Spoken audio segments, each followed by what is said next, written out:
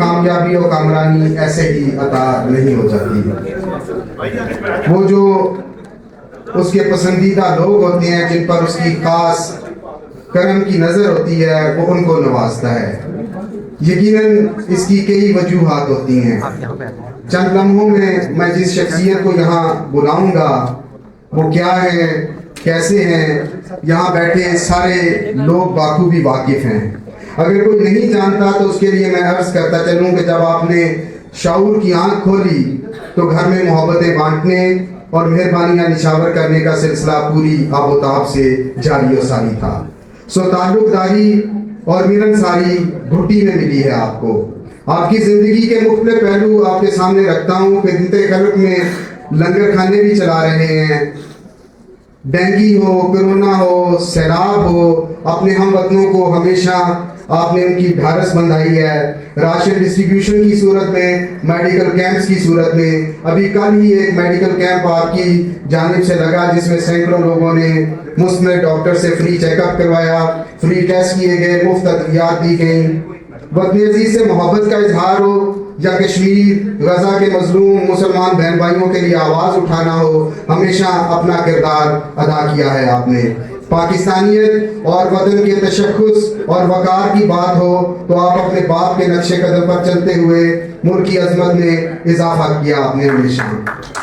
ابھی چند ہی دن پہلے نائجیرین ہائی کمشنر کے اعزاز میں الوداعی ڈنر دیا. یہ ایک پیغام تھا کہ پاکستانی صرف آنے والوں کو ہی نہیں سراہتے، جانے والوں کو بھی عزت سے رخصت کرتے ہیں.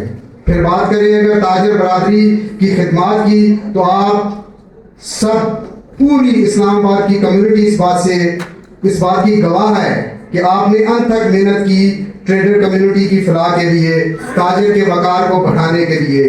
تبھی تو قدرت نے آپ کو وہ کامیابیاں عطا کی جو کسی اور کے حصے میں نہیں آئیں. تاریخ ساز بورڈ لے کر صدر بنے، C D A board member بنے. قدرت نے چیمبر کی 2 سالہ صدارت کا آغاز آپ سے کیا.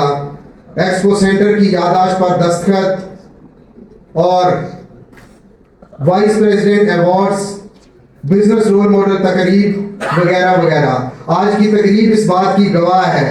ناصر چودھری، بابر چودھری، ڈاکٹر راحت اندھوری کا ایک شعر سنیں اور مزہ لیں، پھر میں اس شخصیت کو بلاؤں گا.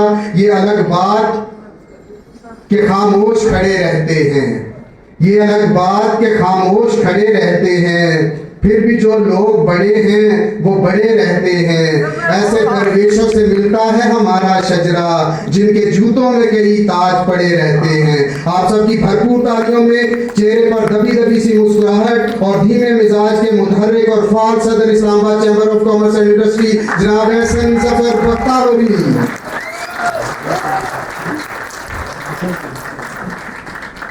بسم اللہ الرحمن الرحیم.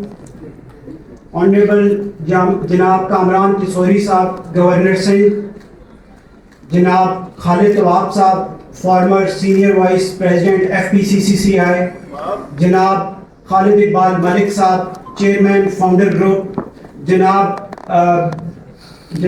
میاں اکرم فرید صاحب vice president F P C C I and former president Islamabad chamber, خواتین و حضرات، تمام ممبرز، ایگزیکٹو کمیٹی کے ممبران، السلام علیکم. سب سے پہلے میں دل کی گہرائیوں سے جناب کامران کسوری صاحب کا شکریہ ادا کرنا چاہتا ہوں کہ انہوں نے ہمارے انویٹیشن پہ اسلام آباد چیمبر تشریف لائے.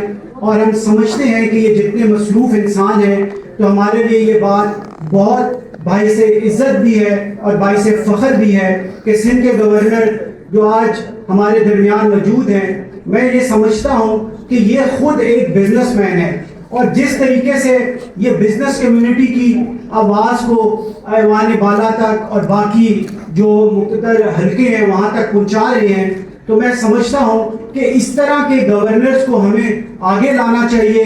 اور اسی طرح سے ہم یہ سمجھتے ہیں کہ باقی صوبوں میں بھی جو گورنرز ہیں وہ بھی بہت اچھا کام کر رہے ہیں، لیکن جس طریقے سے گورنر سندھ یہ وہاں پہ کام کر رہے ہیں، انہوں نے گورنر ہاؤس کو ایک عوامی ہاؤس میں تبدیل کر دیا ہے. میں یہ سمجھتا ہوں کہ جب گورنر ہاؤس بنائے گئے تھے تو وہ زمانہ تھا جب انگریز یہاں پہ بر صغیر پر حکومت کر رہے تھے اور یہ ان کی ایک بڑائی کی علامت ہوتی تھی، بڑے بڑے محل.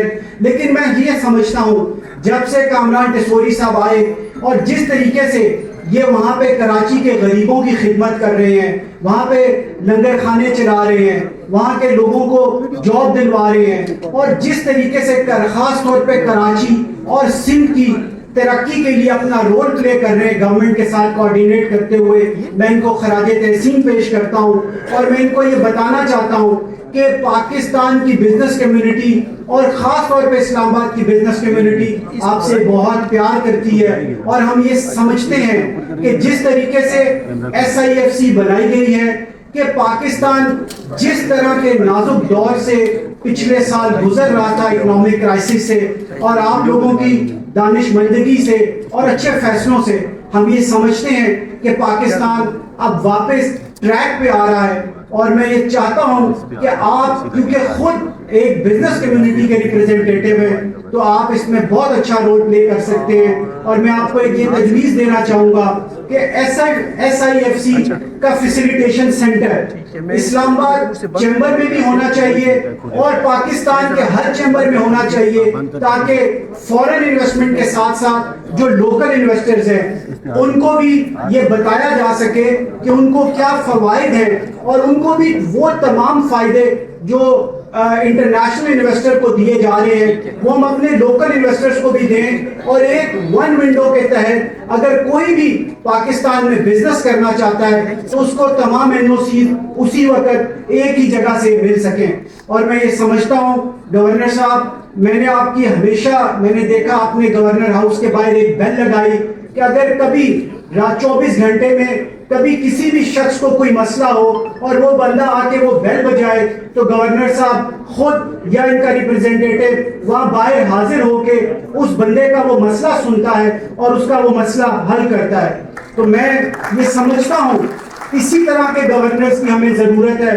اور میں یہ چاہوں گا کہ جس طریقے سے یہ پاکستان سندھ کی عوام کی خدمت کر رہے ہیں اسی طرح سے یہ پورے پاکستان کے لوگوں کی خدمت کرے، کیونکہ ضرورت اس عنصر کی ہے کہ پاکستان کے اندر ہم لوگوں کو ڈیوائیڈ کرنے کی کوشش کی جا رہی ہے. کہ پاکستان میں جس طریقے سے آپ دیکھیں آپ نے فلسطین کے مظلوم مسلمانوں کے لیے آواز اٹھائی، میں یہ سمجھتا ہوں کہ شاید پورے پاکستان میں کسی نے اس طریقے سے آواز نہیں اٹھائی جس طرح سے کامران ٹیسوری صاحب نے آواز اٹھائی. اور میں یہ سمجھتا ہوں کامران ٹیسوری صاحب یہ جو آپ نے جو جس طریقے سے آگے بڑھ کر سب سے پہلے یہ بیان دیا اور آپ نے جو اعلانات کیے، میں سمجھتا ہوں کہ گورنمنٹ آف پاکستان کو بھی اس کے اوپر کچھ اقدامات کرنے چاہیے، تاکہ میں یہ سمجھتا ہوں دیکھیں ہمیں دونوں حقیقتوں کو سمجھنا چاہیے. اب میرے نزدیک تو شاید اس کا سلوشن شاید ٹو اسٹیٹ سلوشن ہے، لیکن کسی کا کچھ بھی مسئلہ ہو سکتا ہے. تو گورنر صاحب ضرورت اس عنصر کی ہے کہ ہمیں اس جنگ جو غزہ میں ہو رہی ہے اس کو بند کروانے کے لیے پاکستان کو اپنا رول پلے کرنا چاہیے. اور ہم یہ چاہتے ہیں کہ جلد سے جلد یہ جنگ بند ہو تاکہ وہ مظلوم عوام جو وہاں پہ مسلمان شہید ہو رہے ہیں ان کو بچایا جا سکے. اس کے ساتھ ساتھ آج کا جو فنکشن ہے اس کا ہم نے lifetime achievement award Hanif Khalid صاحب کا ہم یہ سمجھتے ہیں کہ جس طریقے سے انہوں نے پچھلے 52 ایئر سے صحافت کی، اس کے لیے یہ نوجوان جتنے صحافی ہیں ان کے لیے ایک رول ماڈل کا درجہ رکھتے ہیں اور یہ ایک انسائکلوپیڈیا ہے. میں سمجھتا ہوں کہ ہمارے جو ابھی انفارمیشن منسٹر یہاں پہ موجود تھے ان کو ضرورت اس چیز کی ہے کہ جتنے ہمارے نئے صحافی آتے ہیں وہ یہ ایک اسکول اور یونیورسٹی کا درجہ رکھتے ہیں اور ان کی جو ایکسپیرینس ہے اس سے ہمیں سیکھنا چاہیے. آپ یہ دیکھیں پچھلے 1969 میں انہوں نے جنگ کو جوائن کیا اور اس کے بعد سے آج تک یہ 52 ایئرز سے اسی اخبار کے ساتھ منسلک ہیں. تو میں یہ سمجھتا ہوں آج کل کے دور میں 52 ایئرز تک ایک ہی ادارے کے ساتھ منسلک رہنا بہت بڑی بات ہے. میں اس کی بھی ان کو خراج تحسین پیش کرتا ہوں اور میں یہ سمجھتا ہوں کہ یہ جو ان کی ڈائنامک پرسنالٹی ہے، انہوں نے 1969 میں جب قلم اٹھایا اور قلم کی آواز سے تمام وہ عوامی, سیاسی اور معاشی جو بھی ایشوز ہوتے تھے اس کے اوپر یہ لکھتے تھے. اور میں یہ سمجھتا ہوں آج 52 ایئرز گزر جانے کے باوجود آج بھی یہ اسی طرح سے ایک نوجوان کی طرح سے پاکستان کے مسائل, ہماری بزنس کمیونٹی کے مسائل اسی طرح سے ریلیونٹ فورمز پہ اٹھا رہے ہیں. تو میں یہ سمجھتا ہوں اسلام آباد چیمبر کو جب بھی کوئی مسئلہ ہوا, ہم نے جب حنیف خالد صاحب کو بتایا تو انہوں نے ہماری آواز بھی ریلیونٹ فورمز پہ پہنچائی. اور میں یہ چاہتا ہوں کہ جس طریقے سے اسلام آباد چیمبر نے آج انہیں لائف ٹائم اچیومنٹ ایوارڈ سے نوازا ہے, اسی طرح سے گورنمنٹ آف پاکستان بھی ان کو ریکگنائز کرے. اور جو ان کی خدمات ہیں, دیکھیے ایک شخص جس نے 3 نسلوں کے ساتھ کام کیا ہے, میر خلیل الرحمان صاحب کی پوری فیملی آج تیسری جنریشن جنگ جیو اور ان کو چلا رہی ہے. اور ایک انسان کے اندر کوئی نہ کوئی تو ایسی خوبی ہوگی کہ دادا باپ اور بیٹے کے ساتھ انہوں نے کام کیا اور آج بھی اس ادارے کے ساتھ منسلک ہیں. میں اس کے لیے ان کو خراج تحسین پیش کرتا ہوں. میں یہ سمجھتا ہوں کہ ان کو بہت سارے نیوز چینلز کی طرف سے آفر ہوئی ہوں گی کہ یہ ریزیڈنٹ ایڈیٹر جنگ ہیں, آپ ہمارے کسی نیوز چینل کے باس بن جائیں, لیکن انہوں نے کبھی نہیں دیکھا 52 سالہ تاریخ میں. دیکھیں ابھی کتنے سارے نئے نیوز چینل بنے, لیکن انہوں نے جنگ اور جیو کو نہیں چھوڑا. یہی کامیابی کا طریقہ ہے, اسی طریقے سے آپ کو عزت ملتی ہے. اور میں یہاں پہ جتنے لوگ بیٹھے ہوئے, جو نوجوان بیٹھے ہوئے, میں ان کو یہ بات کہنا چاہتا ہوں کہ آپ جہاں پہ جس ادارے میں کام کر رہے ہو, جس ادارے کے ساتھ کام کر رہے ہو, اس کے ساتھ منسلک رہیں. تو انشاءاللہ جس طرح سے آج جنگ گروپ میں حنیف خالد صاحب کی بات سنی جاتی ہے, اور اسی طریقے سے آپ لوگ بھی ترقی کریں گے. اس کے ساتھ ساتھ میں یہاں پہ یہ کہنا چاہتا ہوں کہ پروگرام کے 3rd فیز میں ہم نے جو ہمارے ایگزیکٹو کمیٹی بورڈ ممبرز ہیں اسلام آباد چیمبر کے, ان کے لیے بھی ایوارڈ سیرمنی رکھی ہے. اور میں جتنے بھی ہمارے ایگزیکٹو کمیٹی کے بورڈ کے ممبران ہیں, میں ان کی دل کی گہرائیوں سے شکریہ ادا کرتا ہوں کہ جب بھی 24 گھنٹے میں مجھے جس ایگزیکٹو کمیٹی ممبر کی جہاں پہ ضرورت پڑی اس نے بڑھ چڑھ کر میرا ساتھ دیا.